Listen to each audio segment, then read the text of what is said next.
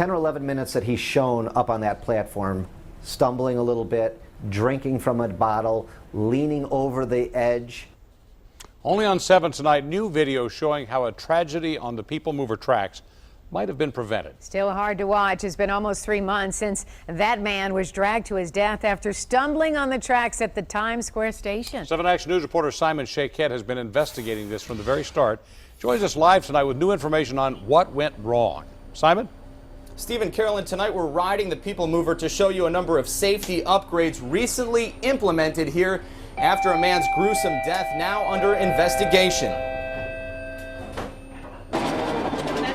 For the family of 53-year-old Michael White of Detroit, his death on the tracks of the People Mover was simply devastating. His son sharing his heartbreak. Basically just kind of froze. His body was dragged 50 feet. There should have been someone there to see him out there, you know, and to possibly save his life. And my dad should still be here right now. Last May, after the tragic accident, Only Action News exposed an alarming fact. Inside the People Mover headquarters, we discovered just one person tasked with monitoring more than 60 security cameras.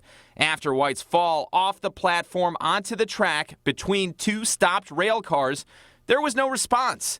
The car started moving seconds later, dragging him to his death. The people who run the People Mover were very negligent. It's our understanding that the woman who was watching it on that day had the kill switch at her fingertips, and she did nothing. So either she wasn't there, she was not paying attention, she was distracted. So the guy's walking over here. Attorney Michael Morse, representing the victim's family, says we now know White was on camera, stumbling on the People Mover platform for more than 10 minutes. Yet no one checked on him, despite troubling signs of danger. The 10 or 11 minutes that he's shown up on that platform, stumbling a little bit, drinking from a bottle, leaning over the edge, I think someone should have sent a police officer, sent their own private security force, gone over the loudspeaker and said, hey, sir, back up. This is dangerous. There was several things they could have done that they didn't do.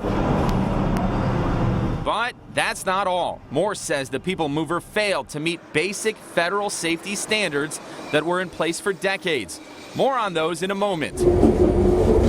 For a closer look at all this, last week we rode the People Mover again after we were told it was shut down for routine maintenance. We found these brand new barriers and chains installed to keep someone from falling in between the stopped cars. During our trip, we even spotted an installer upgrading a security camera in the very same spot where White was killed. We asked him about the camera's capability. I can look at 4 separate views instead of using 4 separate cameras. I got one camera, it's digital. I have better video quality. As someone that works with these cameras, would you say that something like this could save a life? Yes, oh, well, yes. It all begs the question, why wasn't any of this done earlier?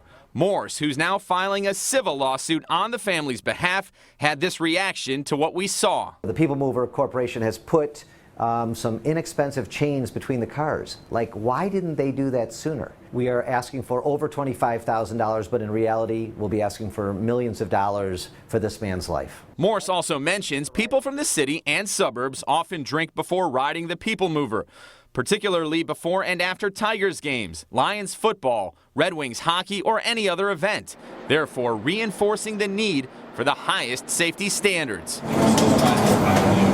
It's no different than a bus or a taxi or even an Uber, which isn't public, but we take these things on purpose to protect us so we don't have to get behind the wheel. Now, the People Mover folks denied our request for an on-camera interview. However, in a statement, they point out this is the first and only death they have had in 29 years. They also say they've hired an outside consulting firm to review their safety procedures. From downtown, reporting live, Simon Shaykhet on the People Mover, 7 Action News. Back to you. All right, Simon, thank you for that live report. It seemed like they took some simple steps to create a big problem. At least it's a lot safer, or at least it appears. Thank you. Well, another round